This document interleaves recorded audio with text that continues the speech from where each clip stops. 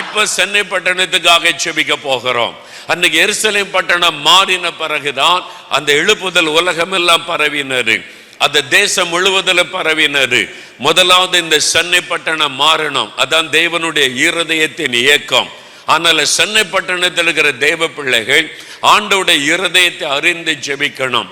முதலாவது இந்த 4 விதமான ஆவிகளை குறிவைத்து நாம ஜெபிக்க போகிறோம். அந்த ஆவிகளை எதிர்த்து ஜெபிக்க போகிறோம். இந்த பட்டணத்தை பாழாக்கி கொண்டிருக்கிற ஆவிகள், இந்த பட்டணத்தை சிறைப்பிடித்து வைத்திருக்கிற பொல்லாத சாத்தானுடைய கிரியைகள், இந்த பட்டணத்தில் இருக்கிற மக்களை வஞ்சித்து வைத்திருக்கிற பொல்லாத பிசாசினுடைய கிரியைகள், அவைகளை எதிர்த்து ஜெபிக்க போகிறோம்.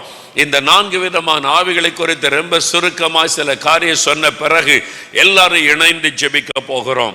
நான் முதலாவது வானமண்டலத்தின் ஆவிகள், இந்த 4 விதமான ஆவிகளையும் நாம் வரிசையா ஜெபிக்காதபடி முதலாவது நாம் ஜெபிக்க வேண்டியது சென்னை பட்டணத்தின் வானமண்டலத்தின் ஆவிகள். சாத்தான் வானமண்டலத்திலே தன்னுடைய ராஜ்யத்தை அமைத்து அங்கிருந்து கொண்டு உலகத்தின் மக்களை வஞ்சித்து உலகத்தில் ஆளுகை செய்கிறான்.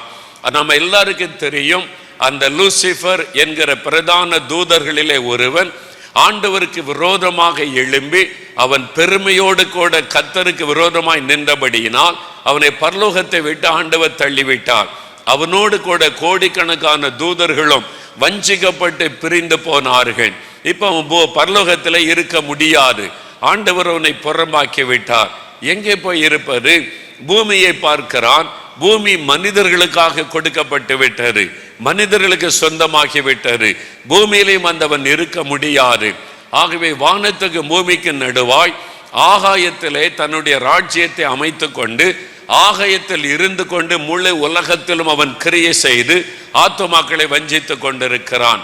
அப்ப சென்னை பட்டணத்தின் ஆகாய மண்டலத்திலே சாத்தான் தன்னுடைய ராஜ்யத்தை அமைத்து இங்க இருக்கிற ஆத்துமாக்களை பாவத்துக்குள்ளாக்கி வஞ்சித்து ஏமாற்றி அவருடைய கண்களை குருடாக்கி தவறான காரியங்களை நம்ப வைத்து இந்த மக்களை பாவத்துக்குள்ள சாபத்துக்குள்ள அடிமைப்படுத்தி ரட்சிக்கப்பட விடாதபடி அவன் காரியத்தை செய்து கொண்டிருக்கிறான். அப்ப சென்னை பட்டணத்தில் இருக்கிற மக்கள் ரட்சிக்கப்பட வேண்டுமானால் இவர்களை அடிமைப்படுத்தி செயல்படுகிற வானமண்டலத்தின் ஆவிகள் துரத்தப்பட வேண்டும். அல்லேலூயா சொல்லுங்க. டாக்டர் பால் எங்கச்ச ஒரு அனுபவத்தை சொன்னார். அமெரிக்காவில் இந்த ஊழியக்காரர் பிரசங்கம் பண்ண வந்தபோது திரளான மக்கள் ரட்சிக்கப்பட்டாங்க. அந்த தென்கொரியாவிலே கூட்டம் ஒழுங்கு பண்ணி இருந்தார். நிறைய ஆண்டவர் அறியாத மக்கள் கண்ணீரோடு வந்து ஒப்பு கொடுத்தாங்க. அந்த ஊழியக்காரர் சொன்னார், இதே பிரசங்கத்தை நான் ஜெர்மனியில் பண்ணினேன், அங்கேயும் போய் பேசினேன், யாருமே ரட்சிக்கப்படலை. நான் ரொம்ப மன வேதனையோடு வந்தேன்.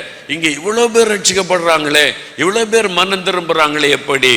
டாக்டர் பாலியங்கிச்சோ அவர்கள் சொன்னார்கள், இங்கே நாங்கள் உபவாசம் பண்ணி ஜெபித்து ஜெபித்து இரவு ஜெபெல்லாம் பண்ணி எங்களுடைய வானமண்டலத்தின் ஆவிகளை எங்கள் நாட்டை விட்டே துரத்தி விட்டோம். அதனால இங்க யார் வந்து பிரசங்கம் பண்ணாலும் ஜனங்கள் ரட்சிக்கப்படுவார்கள். காரணம், அந்த ஆவிக்குரிய மண்டலத்தில் ஒரு பெரிய மாற்றம் உண்டாகி இருக்கிறது. அப்ப சென்னை பட்டணத்தின் வான மண்டலத்தில் சாத்தான் தன்னுடைய ராஜ்யத்தை அமைத்து இந்த பட்டணத்தில் இருக்கிற 1,20,00,000 ஆத்துமாக்களை வஞ்சித்து கொண்டிருக்கிறான். மனம் திரும்புவதை தடுத்து கொண்டிருக்கிறான். உலக சிற்றின்ப மோகத்துக்குள்ளே தள்ளி கொண்டிருக்கிறான். அந்த ஆவியை துரத்திட்டா இவங்க மனம் திரும்ப ஆரம்பிச்சிருவாங்க. அப்ப முதலாவது வானமண்டலத்தின் ஆவி சென்னை பட்டணத்தை கிளியர் பண்ணணும். ஆண்டவர் சொன்னார், என் நாமத்தினாலே பிசாசை துரத்துவார்கள். அப்படின்னா ஒரு ஆளுக்குள்ள இருக்கிற பிசாசை துரத்துறது மட்டுமல்ல, ஒரு ஏரியாவில் இருக்கிற பிசாசையே நீங்க துரத்தணும். உங்க தெருவில் இருக்கிற பிசாசெல்லாம் நீங்க தான் துரத்தணும். உங்க பகுதியில் இருக்கிற பிசாசையெல்லாம் துரத்த வேண்டும். வானமண்டலத்தின் ஆவிகளை துரத்த வேண்டும் என்று அர்த்தம். அதுக்குத்தான் நம்ம எல்லாரையும் ஆண்டவர் ஒன்று கூட்டி இருக்கிறார். முதலாவது வானமண்டலத்தின் ஆவிகள் துரத்தப்படணும். இரண்டாவது துரைத்தனம் பண்ணுகிற ஆவிகள். அங்க சொல்லப்பட்டுக துரைத்தனம் பண்ணுகிற ஆவிகள். இது கண்ட்ரோலிங் ஸ்பிரிட், ஒரு மக்களை அடிமைப்படுத்துகிற ஆவிகள். மக்களை அடிமைப்படுத்துகிற ஆவிகள், துரைத்தனம் பண்ணுகிற ஆவிகள். என்ன நீ துரைத்தனம் பண்ற அப்படின்னா, என்ன நீ அதிகாரம் பண்ற, என்ன அடிமைப்படுத்த நினைக்கிறியா அப்படின்னு சொல்லுவாங்க. அடிமைப்படுத்தும் ஆவிகள், இந்த துரைத்தனம் பண்ணுகிற ஆவிகள் கண்ட்ரோலிங் ஸ்பிரிட். கண்ட்ரோல் பண்ணுவார், பட்டணத்தை கண்ட்ரோல் பண்ணுவார், வாலிபர்களை கண்ட்ரோல் பண்ணுவார், அதாவது ஜனங்களை கண்ட்ரோல் பண்ணுவார். அவன் அங்கிருந்து கொண்டு அவன் கண்ட்ரோல் பண்ணுகிறான். உதாரணத்துக்கு நான் சொல்றேன், முந்தின ஒரு ஆட்சி நடைபெற்றது. முந்தின ஆட்சி இங்க நடைபெற்ற போது இங்க முதலமைச்சர், துணை முதலமைச்சர், அமைச்சர்கள்லாம் இருந்தாங்க. ஆனா இவங்க கண்ட்ரோல் பண்ணது எங்க சொல்லுங்க? வாயை தரங்க, உங்களை யாரும் ஜெயில போட மாட்டாங்க. டெல்லியில இருந்து கண்ட்ரோல் பண்ணாங்கன்னு தெரியுமா தெரியாதா? இது ஓப்பனா பேப்பர்ல எல்லாரும் பேசுனது உண்மைதானே. அது இவங்க சும்மானாலும் இங்க இருப்பாங்க, கண்ட்ரோல் எல்லாம் அங்கதான் இருக்குது, அவங்க தான் கண்ட்ரோல் பண்றவங்க. இதே மாதிரி இங்க இருக்கிற இந்த 1,20,00,000 ஆத்துமாக்களை கண்ட்ரோல் பண்ணுகிற ஒரு ஆவி பரல அங்க வானமண்டலத்தில் உட்கார்ந்து கொண்டு கிரியை செய்கிறான். மக்களை அடிமைப்படுத்துகிற ஆவி, பயப்படுத்தி சிறுமைப்படுத்தி அடிமைப்படுத்துகிற ஒரு ஆவி. அப்ப அந்த ஆவி அழிக்கப்பட்டா இவங்க விடுதலை அடைவார்கள். அல்லேலூயா சொல்லுங்க. அப்ப அந்த ஆவி தான் இவங்களை அடிமைப்படுத்துகிறது, மதுபானத்துக்கு அடிமைப்படுத்துகிறது, போதை வஸ்துகளுக்கு அடிமைப்படுத்துகிறது, பாவத்துக்கு அடிமைப்படுத்துகிறது, இச்சைகளுக்கு அடிமைப்படுத்துகிறது, தவறான நம்பிக்கைகளுக்கு அடிமைப்படுத்துகிறது, மனுஷ வணக்கத்துக்கு அடிமைப்படுத்துகிறது, பலவிதமான பாவங்கள் நடக்கிறது. எல்லாத்துக்கும் காரணம் இந்த பொல்லாத இந்த ஆவி, துரைத்தனம் பண்ணுகிற ஆவி கண்ட்ரோல் பண்ணுகிறது. வாலிபர்களை, சிறு பிள்ளைகளை, பெரியவர்களை கண்ட்ரோல் பண்ணுகிறது. அதற்கு சாத்தான் பல காரியத்தை அவன் பயன்படுத்துவான். சாத்தான் கண்ட்ரோல் பண்ண பல காரியத்தை பயன்படுத்துவான். அதுல ஒன்றுதான் உங்க கையில கொடுக்கப்பட்டிருக்கிற செல்போன். உங்க செல்போனை வச்சு பிசாசு உங்களை கண்ட்ரோல் பண்ணிடுவான். டையின்னு சத்தம் வந்த உடனே இதை பாரு, என்னங்க பிரசந்தி கேட்குற, இதை பாரு, இதை பாரு, செய்தி வந்திருக்கு பாரு. உங்களை அறியாமலேயே கை போகும், அப்படியே திருட்டுத்தனமா பார்க்கறது. இங்கே கண்ணை வச்சுட்டு அப்படியே பார்க்க. அப்போ நீங்கள் யாருடைய கண்ட்ரோலில் இருக்கீங்க? செல்போன் கண்ட்ரோல்ல. இது பிசாசனுடைய தந்திரம். நம்மை கண்ட்ரோல் பண்ணுவதற்கு செல்போன் உங்க கையில கொடுத்துட்டான், உலகம் முழுதும் கையில கொடுத்துட்டான். கடைசி காலத்தில் அந்திகிறிஸ்துவின் ஆட்சி வரும்போது எல்லாரையும் கண்ட்ரோல் பண்ணுவது உங்க கையில் இருக்கிற செல்போனை வச்சுதான். அதனால தான் நீங்க ராத்திரி தூங்கும் போதும் அதை பார்க்கறது, அப்பப்ப சிலர் வெளிச்சியை பார்க்கறது, அது காலையில் எழும்பினுடன் அதை பார்க்கறது. நீங்க அதனுடைய கண்ட்ரோல்ல இருந்தா ரொம்ப டேஞ்சர். அது உங்களுடைய கண்ட்ரோல்ல இருக்கணும். எப்போ உங்களுடைய கண்ட்ரோலை மீறி போதும் அந்த செல்போனை தூர போட்டுறது நல்லது. அல்லேலூயா சொல்லுங்க. இது இன்னைக்கு வாலிபர்களை, திரளான வாலிபர்களை பிசாசு எதை வச்சு கண்ட்ரோல் பண்ணுகிறான்? செல்போனை வைத்து. அதுல கேம், இந்த கேமை விளையாடு, அந்த கேமை விளையாடு, இந்த காட்சியை பாரு, அந்த காட்சியை பாரு, அப்படியே பரிசுத்தமா வாழணும், மனம் திரும்பணும்னு நினைக்கிறவங்களுக்கு கூட சாத்தான் அப்படி அந்த துரைத்தனம் பண்ணுகிற ஆவி எங்கோ உட்கார்ந்து கொண்டு இங்க இருக்கிற மக்களை கண்ட்ரோல் பண்ணுவது. அமெரிக்காவில் இருந்து கொண்டு அவன் ஒளிபரப்புகிற காரியங்கள், அவன் செய்கிற காரியங்கள் சென்னையில் இருக்கிற வாலிபர்களை, சிறு பிள்ளைகளை அப்படியே அடிமைப்படுத்தி விடுகிறது. இதற்கு காரணம் அந்த ஆவி அழிக்கப்பட வேண்டும். துரைத்தனம் பண்ணுகிற ஆவியை நம்ம துரத்தணும், அது முடக்கப்பட வேண்டும், அதனுடைய கிரியைகள் அழிக்கப்பட வேண்டும். அதுக்கு தான் நம்ம ஜெபிக்கணும். துரைத்தனம் பண்ணுகிற ஆவிகள், அதுதான் சென்னை மக்கள் மனம் திரும்ப விடாதபடி, வாலிபல் ரட்சிக்க விடாதபடி அவங்களை கண்ட்ரோல் பண்ணி நடத்துகிற ஆவிகள், துரைத்தனம் பண்ணுகிற ஆவி. மூன்றாவது ஒரு ஆவி சொல்லப்படுகிறது, அந்தகார லோகாதிபதி. அந்தகார, powers of darkness. Powers of darkness, அது இருளின் அந்தகாரத்திலே கிரியை செய்கிற ஆவி. பவர்ஸ் ஆஃப் டார்க்னஸ், ராத்திரி இருட்டுனாலே என்ன அர்த்தம்? மந்திரவாதம், பில்லி சூனியம் பைபிள்ல சொல்லப்பட்டிருக்கிறது. அந்த காலத்துல எகிப்து தேசத்துல அரண்மனையில ராஜாவுக்கு பக்கத்தில் இருந்தவங்க எல்லாம் மந்திரவாதிகள். மோசே கோலை போட்ட போது, பாம்பான போது நிறைய மந்திரவாதிகள், எல்லாருக்கும் பாம்பா மாறுகிறாரு. அந்த அளவிற்கு மந்திரவாதம் அவங்க காலத்தில் காணப்பட்டதை பார்க்கிறோம். அவனும் தண்ணியை தொட்டா அதுவும் ரத்தமாய் மாறுகிறது, அவனாலும் அதை செய்ய முடிகிறது. அந்த அளவுக்கு மந்திரவாதம் காணப்பட்டது. பாபிலோன் தேசத்துல மந்திரவாதிகள், குறி சொல்றவங்க, சூனியக்காரர்கள் நிறைய பேர் இருந்தாங்கன்னு பைபிள்ல பார்க்கிறோம். ராஜாக்கள் எல்லாருமே அவங்க மந்திரவாதங்கள் அவங்களை நம்பி இருந்தார்கள். இன்றைக்கு நிறைய மந்திரவாதம், உலகம் முழுவதில் மந்திரவாதங்கள் பெருகி கொண்டிருக்கிறது. கடைசி காலமா இருக்கிறபடியினால் இது சென்னை பட்டணத்தில் நிறைய மந்திரவாதம் செய்யப்படுகிறது, மந்திரவாதங்கள் நடக்கிறது. எல்லாரும் தூங்கின பிறகு இரவு நேரத்தில் இந்த மந்திரவாதங்கள் பல இடங்களிலே பயங்கரமாக செய்யப்பட்டு கொண்டு இருக்கிறது. தெரியுமா, சென்னையில் இருக்கிற ஒரு மலையில சபைகளுக்கு விரோதமா, பாஸ்டர்மார்களுக்கு விரோதமாய் மந்திரவாதம் செய்யப்படுகிறது. அதுக்குன்னே சென்னையில ஒரு மலைப்பகுதி இருக்கிறது.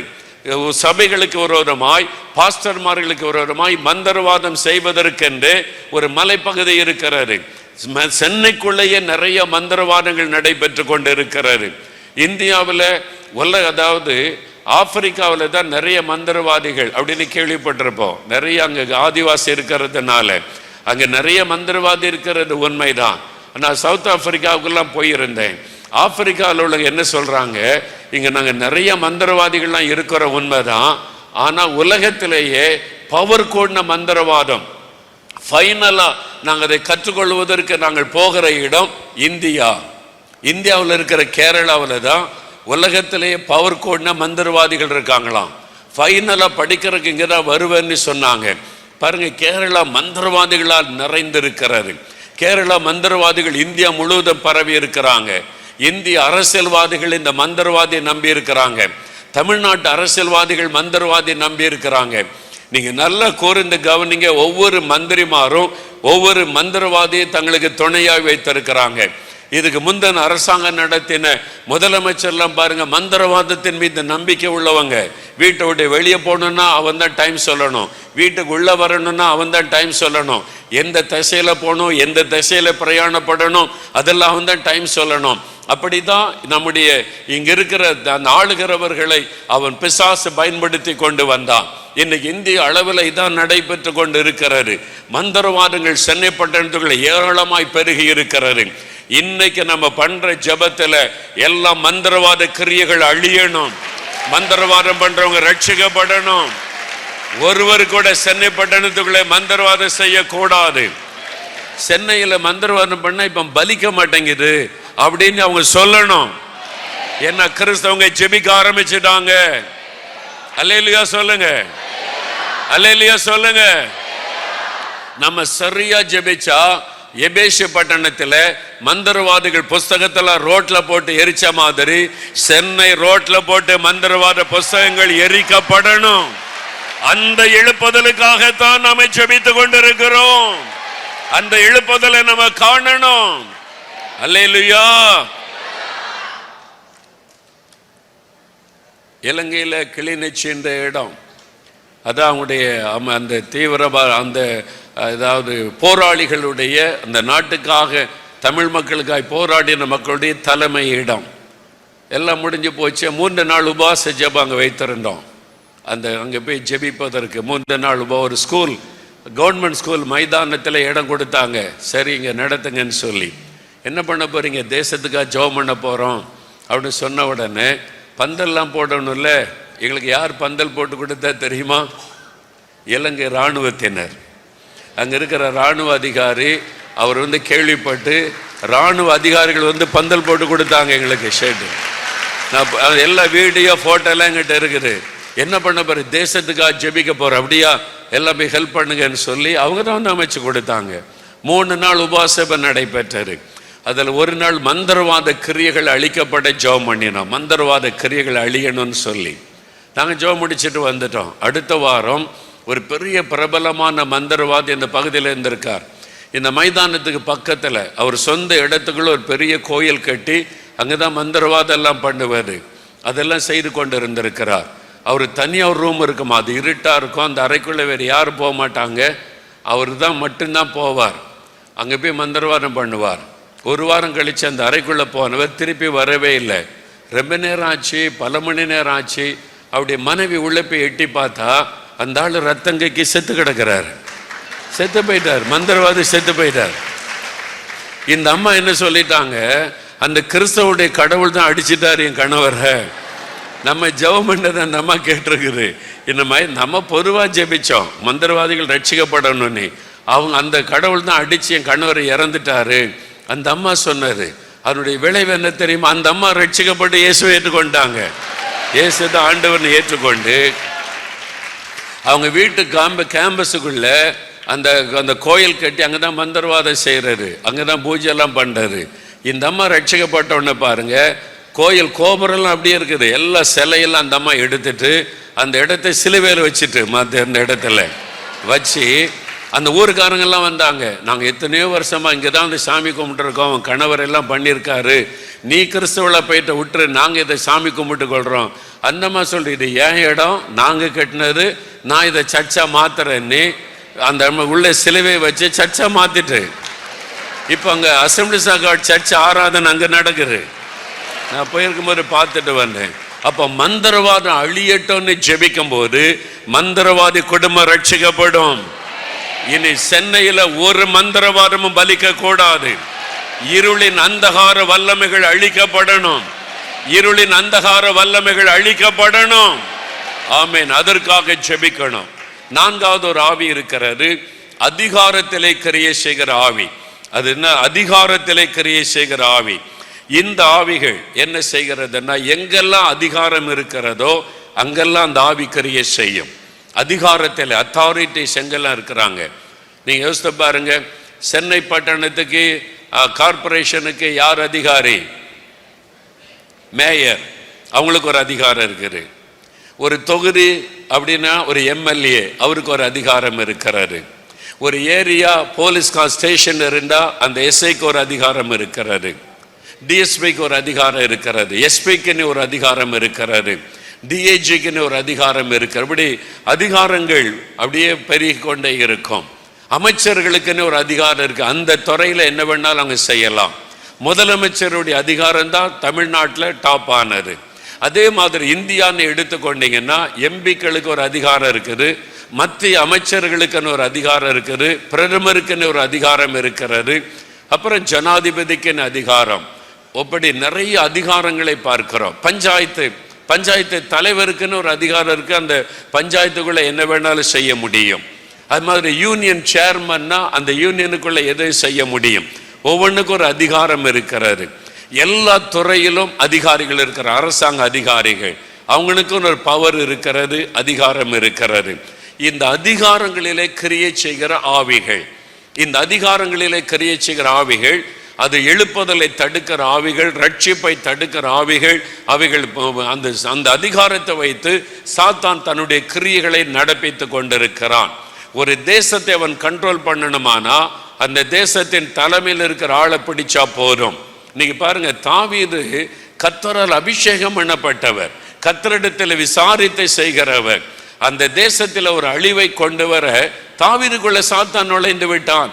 சாத்தானுடால் ஏவப்பட்டு, அதாவது உள்ள நுழையல, வெளியிலிருந்து ஏவனா ஜனங்களை கணக்கிடுன்னு சொல்லி அதனுடைய விளைவு ஒரு சாபம் வந்து விட்டது. தேசத்துல ஏராளமான பேர் ஒரே நாளிலே மரித்து போன சம்பவங்களை வேதத்திலே நம்ம பார்க்கிறோம்.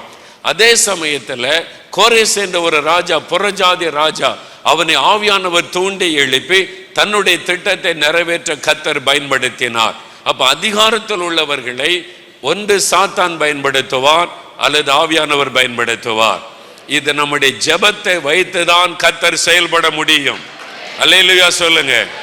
அதனாலதான் 1 தீமோத்தேயு 2:2 நாம் எல்லா பக்தியோடும் நல் ஒழுக்கத்தோடும் கலகம் இல்லாமல் அமைதலுள்ள வாழ்க்கை வாழும்படி ராஜாக்களுக்காகவும் அதிகாரமுள்ள யாவருக்காக ஜெபம் பண்ணுங்கள் என்று எழுதப்பட்டிருக்கிறது. அதனால இந்த ஜெபம் எவ்வளவு முக்கியம் என்பதை வேதத்திலே நம்ம பார்க்கிறோம். பவுல் அதை அறிந்து அதிகாரத்தில் உள்ளவர்களுக்காக ஜெபித்ததுனால அதிகாரத்தில் உள்ளவர்களுக்கு சுவிசேஷத்தை அறிவித்தார்.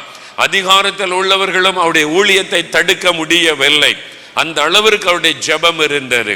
அப்ப அதிகாரத்தில் உள்ளவங்க மேல ஆண்டவருடைய ஆளுகை இருக்க நம்ம ஜெபிக்கணும். இதுல 3 காரியம் இருக்கு, நல்ல கவனிங்க.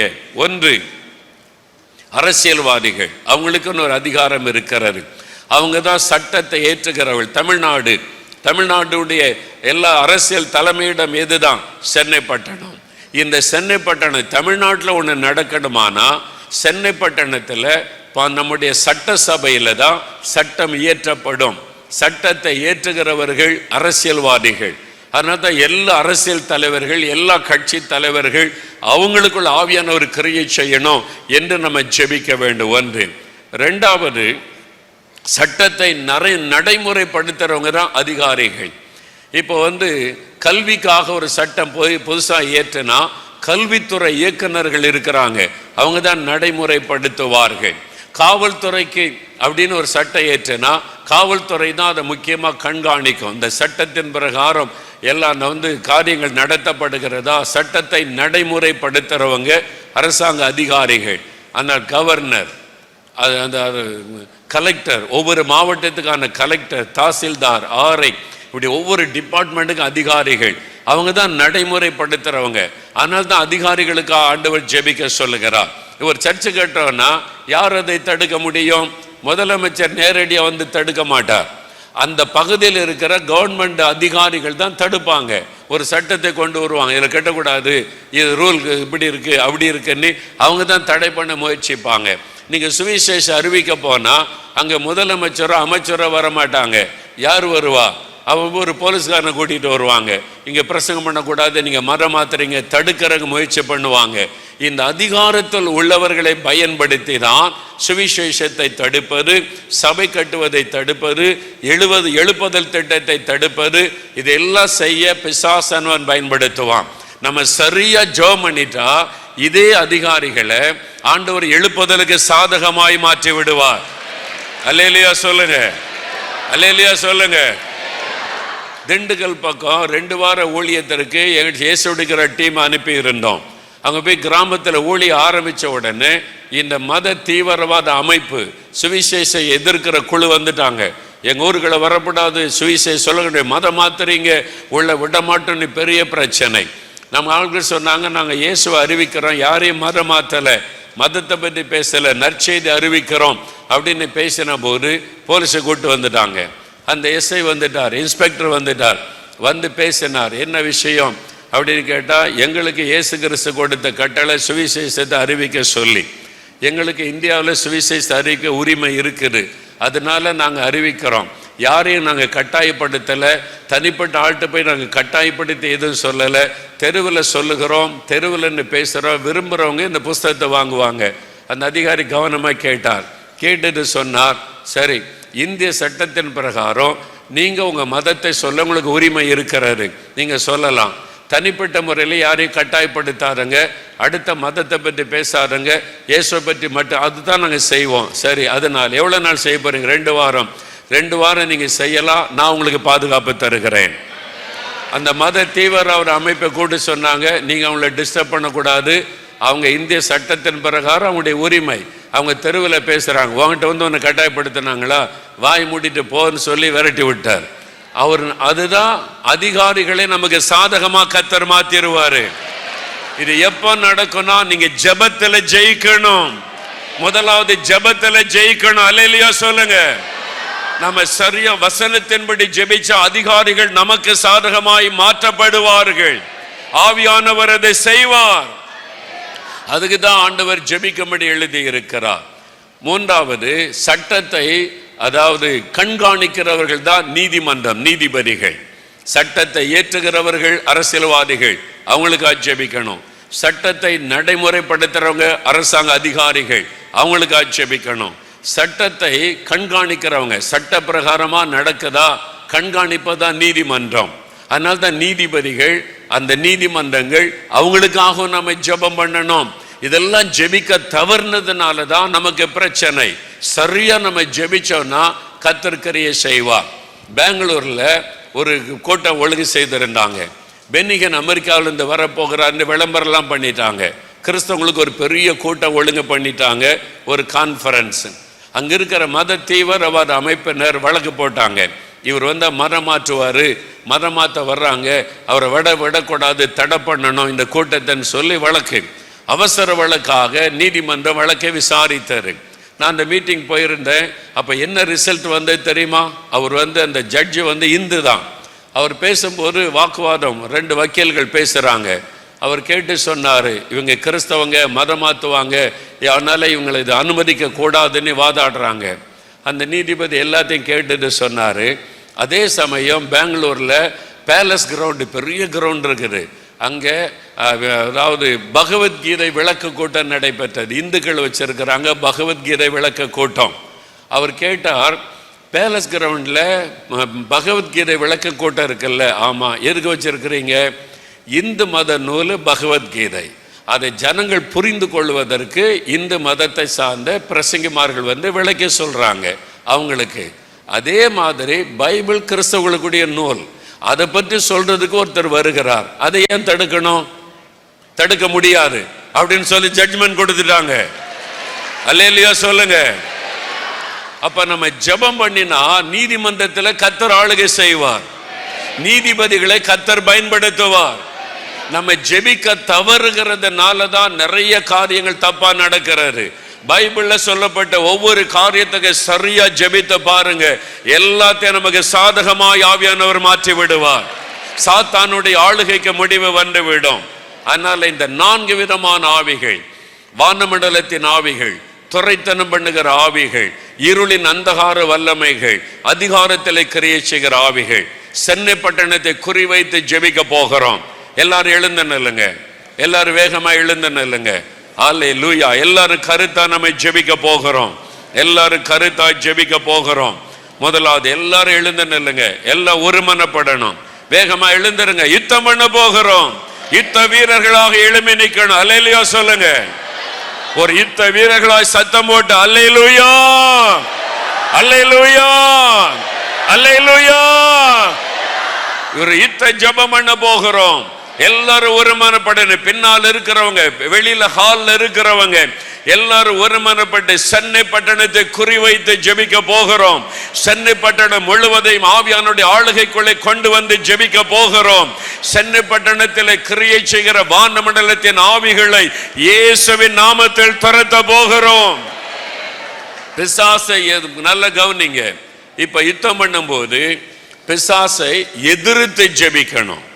அல்லேலூயா. ஆண்டவரே இந்த பிசாசை துரத்துங்க, இயேசுவே இந்த பிசாசை துரத்துங்க அப்படின்னு ஜெபிச்சா ஆண்டவர் என்ன சொல்லுவார் தெரியுமா? நான் துரத்துறதா? உனக்கு தானே அதிகாரம் கொடுத்திருக்கிறேன். என் நாமத்தினாலே பிசாசை துரத்துவீர்கள். உனக்கு தான் அதிகாரம் கொடுத்திருக்கிறேன். நீ தான் அதை செய்யணும், நீ தான் துரத்தணும். நீ துரத்தினாதான் அது போகும். அல்லேலூயா சொல்லுங்க. உனக்கு அந்த அதிகாரம் கொடுக்கப்பட்டிருக்கிறது. அப்ப பிசாசை எதிர்த்து அவனை ஜெபித்து துரத்தும் போது 1 பேதுரு 5:7 நம்ம வாழ்க்கை 7-8 வசனங்கள்ல விசுவாசத்தில் உறுதியாயிருந்து அவனை எதிர்த்து நிற்கணும். நல்ல கவனிங்க. பிசாசை எதிர்த்து ஜெபிக்கும் போது விசுவாசம் அதான் ரொம்ப முக்கியம். விசுவாசத்துல உறுதியா இருக்கணுமா? என்ன விசுவாசம்? லூக்கா 19:19 சொல்லுகிறாரு, இதோ சர்ப்பங்களையும் தேள்களையும் மிதிக்கவும் சத்தருடைய சகல வல்லமைகளை மேற்கொள்ளவும் உங்களுக்கு அதிகாரம் கொடுக்கிறேன், ஒன்றும் உங்களை சேதப்படுத்த மாட்டாது. அல்லேலூயா. நல்ல கவனிங்க. சில ஊழியர்கள் சிலர் சொல்லி கொடுக்குறாங்க, நீ பிசாசை துரத்தின அது உன் வீட்டுக்கு வந்துடும், நீ பிசாசை துரத்தின உன்னை தாக்கிறோம், உன்னை யாரு பிசாசு துர சொன்னா அப்படின்னு சொன்னா இயேசு சொல்றாரு, பிசாசை நீங்க எதிர்த்து நில்லுங்க, ஒன்றும் உங்களை சேதப்படுத்த மாட்டாதுன்னு. இல்ல நீங்க சேதப்படுவீங்கன்னு ஒரு ஊழியர் சொல்றாரு, எதை நம்புவீங்க? இயேசு சொல்றாரு நீங்க சேதப்படுத்த மாட்டாரு உங்களை. ஒரு ஊழியர் சொல்றாரு நீ துரத்தனவன் நீ சேதப்படுவேன்னு. எதை நம்புறீங்க? சொல்லுங்க. இயேசு சொல்லுவதை விசுவாசிங்க, ஒன்றும் உங்களை சேதப்படுத்த மாட்டாது. ஆனா நீங்க சேதப்படுத்தாம இருக்கணுமானா யாக்கோபு 4:7 தேவனுக்கு கீழ்ப்படிந்திருங்கள், பிசாசுக்கு எதிர்த்து நில்லுங்கள். அப்போ பிசாசை எதிர்க்க முன்னால முதல்ல யாருக்கு கீழ்ப்படியணும்? நீங்க ஏதாவது ஒரு வேத வசனத்தின்படி கர்த்தர் உங்களோட பேசி நீங்க கீழ்ப்படியாமல் இருந்தால் பிசாசை எதிர்க்காதங்க, அது உங்களை தாக்கிடும். அதான் அர்த்தம். நீங்க ஆண்டவருடைய வசனத்தை கீழ்ப்படியாம பிசாசை எதிர்க்கிறன்னா உன்னை பற்றி எனக்கு தெரியும், நீ வசனத்துக்கு கீழ்ப்படியாத ஆளு, உங்களை தாக்கிடுவான். அதனால தான் முதல்ல வசனத்திற்கு கீழ்ப்படிய ஒப்பு கொடுத்து பிசாசுக்கு எதிர்த்து நின்றால் உங்களுக்கு அவன் பயப்படுவான், உங்களை சேதப்படுத்த முடியாது. அதான் விசுவாசம். விசுவாசத்துல உறுதியா இருங்க. 2வது 1 யோவான் 4:4 சொல்லுகிறது, உலகத்தில் இருக்கிறவனில் உங்களில் இருக்கிறவர் உலகத்தில் இருக்கிற சாத்தானை காட்டில உங்களில் இருக்கிறவர், சென்னையில் இருக்கிற பிசாசை காட்டில உங்களில் இருக்கிறவர். உங்களால் அவனை துரத்த முடியும். நீங்க துரத்தின அவன் போய்த்தான் ஆக வேண்டும். அந்த அதிகாரம் உங்களுக்கு கொடுக்கப்பட்டு இருக்கிறது. அல்லேலூயா, அல்லேலூயா. அந்த அதிகாரம் உங்களுக்கு கொடுக்கப்பட்டு இருக்கிறது. சென்னையில் நிறைய டிராபிக் இல்ல, பஸ்ஸுகள் லாரிகளை வேக வேகமா போய்கிட்டே இருக்கும். அப்படியே ஒரு போலீஸ்காரர் கையில் சிவப்பு ஒரு போர்டு வச்சிருப்பார். என்னது ஸ்டாப் அப்படின்னு தான் எழுதியிருக்கோம். போலீஸ்காரர் பெரிய லாரியை வரும், அவர்கள் தைரியமா ரோட்ல நின்று அப்படி காமிச்சா நீங்க போய் காமிக்க முடியுமா? அப்படி லாரி உங்க மேலே ஏறி உங்களை சட்னி ஆக்கிட்டு போயிடும். ஆனா அவர் அந்த போர்டை காமிச்சா சும்மா ஸ்டாப்னு தானே எழுதியிருக்குது, வெள்ளை ஒரு சிவப்பு எழுத்துல. பெரிய லாரி கூட பிரேக் போட்டு அப்படி டக்குன்னு நிற்கும், எந்த வண்டி மோவாது. ஏன்? அவருக்கு என்ன கொடுக்கப்பட்டிருக்குது? அதிகாரம். ஆனா அவரு ஐயோ லாரி, ஐயோ பஸ் பயந்து ஒதுங்கினா என்ன ஆகும்? டிராபிக் ஜாம் ஆகி எல்லாம் பாதிக்கப்பட்டு போயிடும். இன்னைக்கு சென்னை பட்டணமே பாதிக்கப்பட்டிருக்க காரணம் நீங்கள் தான். உங்க அதிகாரத்தை பயன்படுத்தல, நீங்க செய்ய வேண்டியதை செய்யல. ஆனால் தான் இத்தனை வாலிபர்களை அவன் அழித்து கொண்டிருக்கிறான், இத்தனை சிறு பிள்ளைகளை சாத்தான் அழித்து கொண்டிருக்கிறான். அவன் விடுதலையோடு செயல்பட்டு கொண்டிருக்க காரணம் நீங்கள் அதிகாரத்தை பயன்படுத்தவில்லை. சுயநலமாயிருக்கிறோம் கிறிஸ்தவர்கள். இன்னும் வைத்த வலிக்கு தலைவலிக்குமே ஜெபித்து ஜெபித்து பட்டணம் நாசமாகி கொண்டிருக்கிறது. உங்க அதிகாரத்தை பயன்படுத்தினால் சாத்தானை நீங்கள் நடுங்க பண்ண முடியும். சென்னை பட்டணத்தில் இருக்கிற அத்தனை கிறிஸ்தவர்களும் எழும்பி ஜெபித்தால் ஒரு பிசாசும் இங்கே கிரியை செய்ய முடியாது. உங்ககிட்ட அதிகாரம் இருக்கிறது, நம்ம அதிகாரத்தை பயன்படுத்தவில்லை. அந்த அதிகாரம் எனக்கு கொடுக்கப்பட்டிருக்கிறது. ஆண்டவரே, அந்த அதிகாரத்தை நான் பயன்படுத்துவேன். நீங்க எழும்பணும். ரோட்டுக்கரையில ஒதுங்கி நிற்கிற போலீஸ்காரனை போல இருந்தா சேதம், விபத்துகள், மரணங்கள் ஏற்பட காரணம் அந்த போலீசார் தான். அவனுக்கு கொடுத்த அதிகாரத்தை பயன்படுத்தல. இன்னைக்கு இத்தனை வாலிபர்கள் சென்னையில நாசமாகிறார்கள். விபச்சாரம், வேசித்தனம் பெருகுகிறது, குழந்தைகள் கற்பழிக்கப்படுகிறார்கள் என்றால் இத்தனை பேர் இருந்தும் ஏன் அது நடக்கிறது? உங்களுடைய அதிகாரத்தை நீங்கள் பயன்படுத்தவில்லை, நீங்கள் செயல்படவில்லை. அதைத்தான் சாத்தான் பயன்படுத்துகிறான். இன்றைக்கு விழித்துக் கொள்ளுங்க, இனிமேல் சாத்தானை செயல்பட விடக்கூடாது. சென்னையில பிசாசை செயல்பட விட மாட்டோம். அப்படி எழும்பன ஒவ்வொரு கிறிஸ்தவர்களும் அல்லேலூயா சொல்லுங்க. இப்போ ஒரு வைராக்கியத்தோடு நாம் ஜெபிக்க போகிறோம். அல்லேலூயா. முதலாவது வானமண்டலத்தின் ஆவிகள், அவைகளை ஓட ஓட விரட்டணும். நீங்க எதிர்த்து முதலாவது விசுவாசம், என் கூட இருக்கிற இயேசு பெரியவர். இரண்டாவது, எனக்கு அதிகாரம் கொடுக்கப்பட்டிருக்கிறது. அப்படின்னா நீ போனா நீ போய்தான் ஆகணும். பிசாசே, நீ விரட்டினா ஓடித்தான் ஆக வேண்டும். No option. சாத்தானுக்கு ஆப்ஷன் கிடையாது. தேவன் நமக்கு வாக்கு கொடுத்து விட்டார், என் நாமத்தினாலே பிசாசை துரத்துங்கள். அது போய்தான் ஆகணும். அந்த விசுவாசம், விசுவாசத்தோடு. இரண்டாவது, யுத்தம் பண்ண ஆயுதம் வேணும். நம்ம ஆயுதம் தரித்திருக்கணும். அதான் எபேசியர் 6 சொல்லப்பட்டிருக்குல்ல, ரட்சண்யம் என்ன தலைச்சீரா, நீதி என்ன மார்க் கவசம், விசுவாசம் என்ன கேடயம், வசனம் என்கிற ஆவியின் பட்டயம், சுவிசேஷத்திற்கு ஆயத்தம் என்ன பாதரட்சை. இதெல்லாம் தொடுத்து நின்றாதான் யூனிஃபார்ம். அதே மாதிரி போலீஸ்கார், நான் போலீஸ்காரன், என் கையில போர்டு இருக்கு அப்படின்னு சொல்லி யூனிஃபார்ம் போடாம ஒரு போலீஸ்காரர் போய் கை காமிச்சா என்ன நடக்கும் சொல்லுங்க? யூனிஃபார்மே போடல, அவரு போலீஸார்னே தெரியல, கையில போர்டு வச்சிருக்காரு. ரோட்ல போய் நின்று ஸ்டாப் பண்ணா திட்டுவான். புத்தி இருக்குதா உனக்கு? உன்னை ஏற்றி கொண்டு விட ஓடி போன்னு விரட்டிடுவான். நான் போலீஸ்காரன், போலீஸ்காரன் எப்படி எனக்கு தெரியும்? யூனிஃபார்ம் இருக்கா கேட்பான்.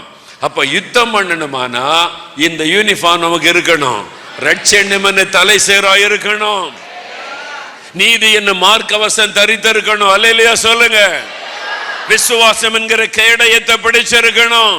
வசனம் என்கிற ஆவியின் பட்டயத்தை கையில வச்சிருக்கணும்.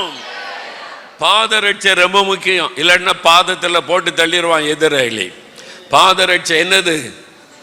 சுவிசேஷத்தின் ஆயத்தம் என்கிற பாதரட்சை.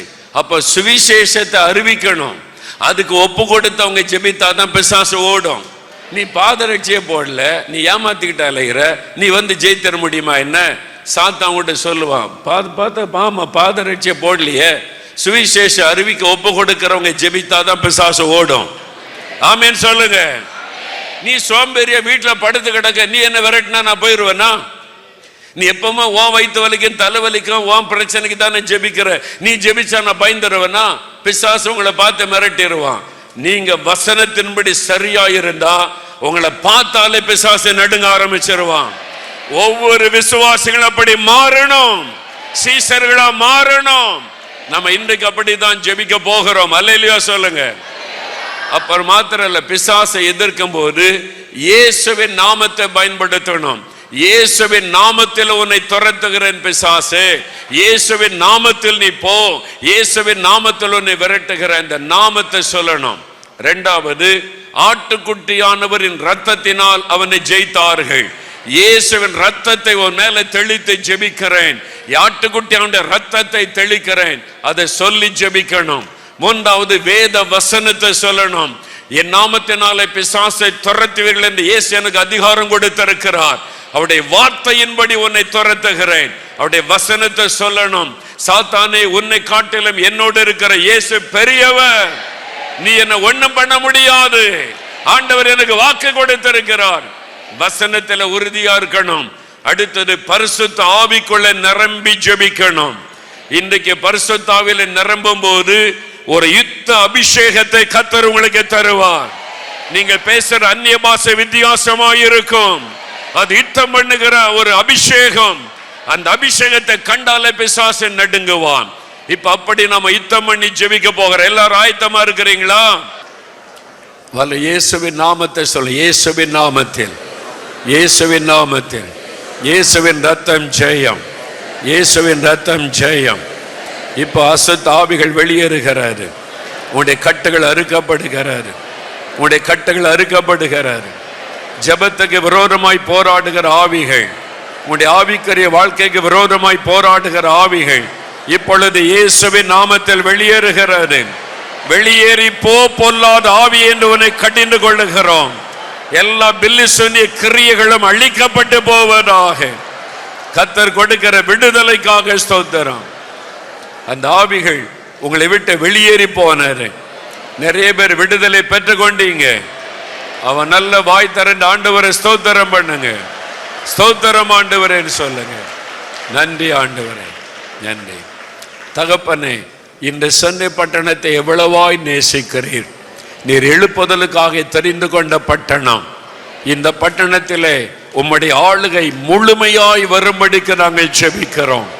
இனி பொல்லாத ஆவிகளுக்கு, சத்துருவின் வல்லமைகளுக்கு இந்த பட்டணத்தில் அதிகாரம் இல்லை. அவனுடைய கிரியைகள் முடக்கப்பட்டு போனதற்காக உமக்கு ஸ்தோத்திரம். பெரிய ஒரு ஆவிக்குரிய மாற்றத்தை இந்த பட்டணத்தில் நீர் உண்டாக்குகிறதற்காக உமக்கு ஸ்தோத்திரம், உமக்கு ஸ்தோத்திரம். இயேசுவின் நாமத்தில் ஜெபிக்கிறோம் பிதாவே, ஆமென். அல்லேலூயா.